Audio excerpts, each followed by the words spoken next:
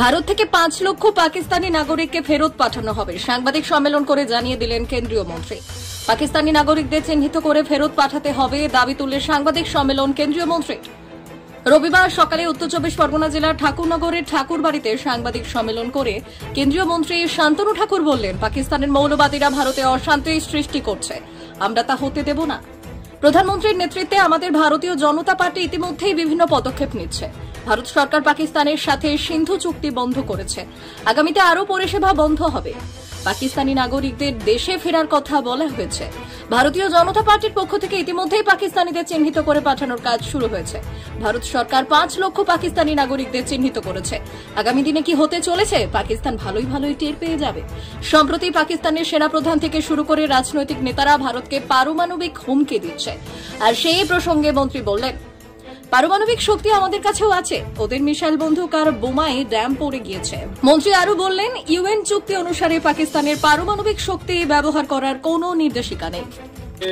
উদ্দেশ্য প্রণোদিতভাবে যাতে এই মুসলিম যে কট্টরবাদী, মৌলবাদী এবং সন্ত্রাসবাদী যারা আছে তারা ভারতবর্ষকে যে কোনো পরিস্থিতিতে তারা ডিমোরালাইজ করতে চায়, ভারতবর্ষের উন্নতিকে তারা রুখতে চায়। এই উদ্দেশ্যে তাদের এই সন্ত্রাস।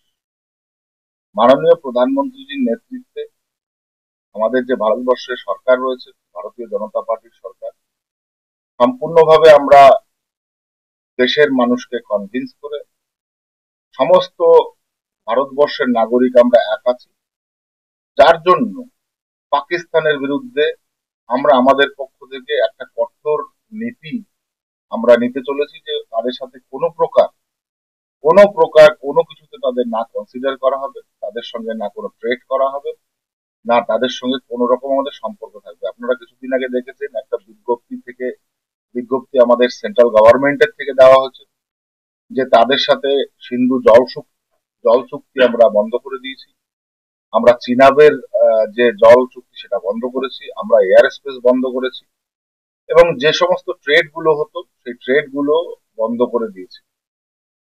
আজকে আমাদের ভারতীয় জনতা পার্টির যতগুলো রাজ্যের সরকার আছে তারা সর্বপ্রথমে সিদ্ধান্ত নিয়েছে যে পাকিস্তান থেকে যে সমস্ত মানুষরা ভারতবর্ষে ঢুকেছে সেই মানুষগুলোকে সবার আগে বের করতে হবে। কেননা তারা ভারতবর্ষে থেকে ভারতবর্ষের অর্থনীতি কিভাবে তারা নষ্ট করছে সেটা আমরা সকলে জানি, এবং এই সমস্ত জেহাদি পন্থী যারা আছে তাদেরকে ভারতবর্ষে আসার পরে মদত দিয়ে আমাদের কর্মকাণ্ডে বাধা সৃষ্টি করছে। তাই সবার প্রথমে আমাদেরকে ভারতবর্ষ থেকে এই পাকিস্তানি যারা ওপাশের নাগরিক, যারা ভিসা নিয়ে এসছে, বিভিন্ন ভিসা নিয়ে এসছে, তাদেরকে ভারতবর্ষ থেকে অতি শীঘ্র বিতাড়িত করতে হবে। এটাই আমাদের আগামী দিনের সবচাইতে বড় নীতি।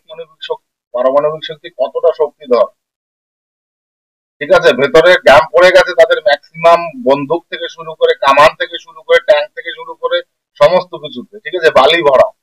তো অতএব তাদের যে সেনা প্রধান সেও কাঁপছে থরথর করে, তাদের সেনারা অলরেডি রিজাইন দেওয়া শুরু করেছে।